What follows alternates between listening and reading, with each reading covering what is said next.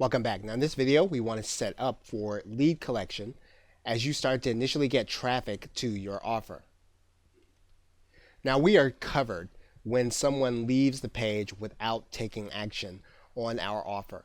However, there are going to be times when someone may not get to that point, and we want to be able to collect names and email addresses even before they get to the exit pop. And we can do this inside of most autoresponders. And so in this particular case, what we would do once we have created our list is we're going to just take a look and edit this particular form. And what you're going to notice is that the form gives us some options. The first option that we need to discuss is that the download file URL, well, you don't necessarily want to give the download right away. Once again, you want the person to opt in order to get the file. You want them to go ahead and become part of your list. And so you want to give them a thank you page, not a download URL at this point.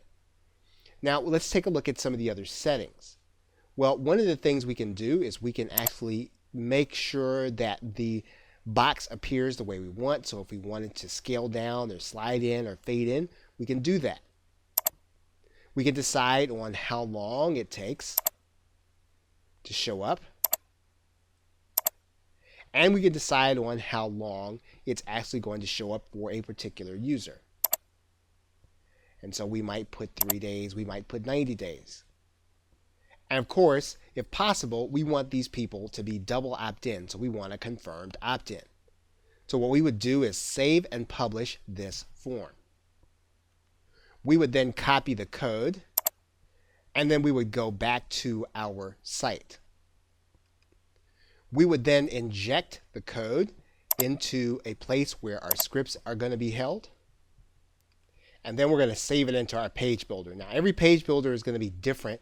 Every autoresponder is going to be different, but you are going to have to get a code. You are going to have to put it either in the header or footer area of your page builder and then save.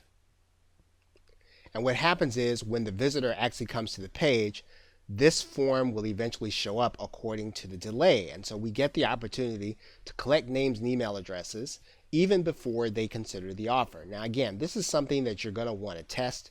You want to make sure that this does not affect your conversions and that this does not necessarily anger your affiliates, that you would just be collecting leads when they're actually sending traffic in order to make money with your offer.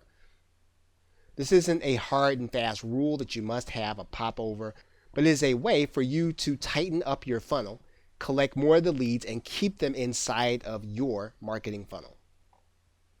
Okay, so with that, thanks, and I will see you in another video.